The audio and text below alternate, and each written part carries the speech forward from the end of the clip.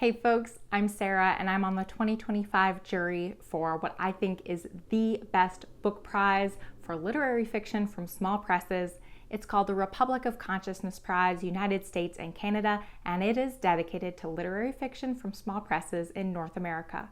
Over the next few months, I will be sharing every single book nominated for the prize, and while I can't share my personal opinions on each book just yet, I will share enough details so that you can get to know the book and the publisher. Every book gets its very own video, and you are not going to want to miss a single one.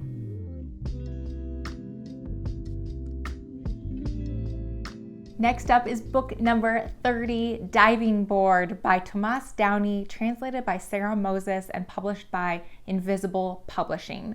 As I was reading these 19 stories, I wrote down in my journal that they felt kind of horror adjacent. I wouldn't say this is a collection of horror stories, but there are enough chilling elements in here that it feels like it's coming close. And as I was finishing up reading the book, I was checking out the blurbs and noticed it was blurbed by authors like Mariana Enriquez, who wrote Our Share of Night. I haven't read Our Share of Night, but I know a lot of you have. Who wrote Our Share of Night, which would definitely be shelved in the horror section.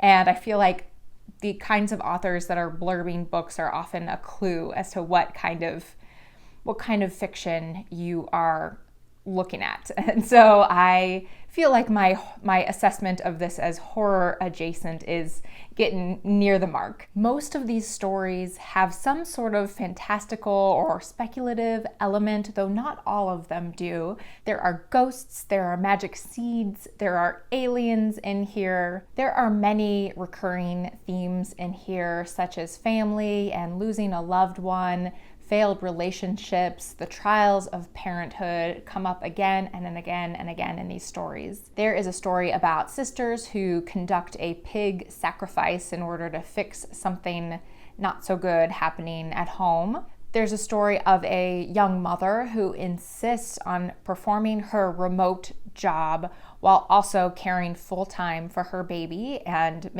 she makes some questionable parenting choices along the way. There is a story about a father who takes his daughter to the local pool, and she begs and begs and begs him to let her jump off the diving board until he finally gives in, and the ending of that story is incredible. There's a story about a woman who is haunted by her dead partner. There's a story of a woman who is told again and again and again and again that her husband has been killed during war. But the overarching link between these stories is I feel like every single one of them leaves you with a sense of unease, a feeling of unease is how I felt leaving this collection. Tomás Downey is a translator, screenwriter, and author. He was born in 1984 in Buenos Aires, Argentina, where he still lives. Invisible Publishing is a small, scrappy, and seriously good producer of contemporary fiction, nonfiction, and poetry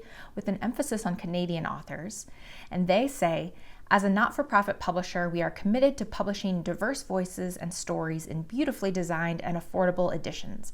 At heart, we are makers. We work hard on every book we publish to ensure the author's vision is fully realized and to help them reach as many readers as possible. I am really drawn, you all know that I love weird fiction, but I am also really drawn to story collections that actually mix realist fiction with the fantastical or the speculative. And this collection does exactly that. Most of these stories have something fantastical or unreal happening, but there are stories in here that are grounded in reality, or at least there's not anything overtly impossible or speculative going on. What I find so interesting is the juxtaposition of those two modes. And I think that when you have them together in one collection, each genre, I use that word loosely because I can't think of another good one, but each genre lends its strengths to the other because they are in stories that are buttoned up right against each other. The first story, for example, is about this fog or cloud that basically sets off a plague, and it sets up the whole collection with this feeling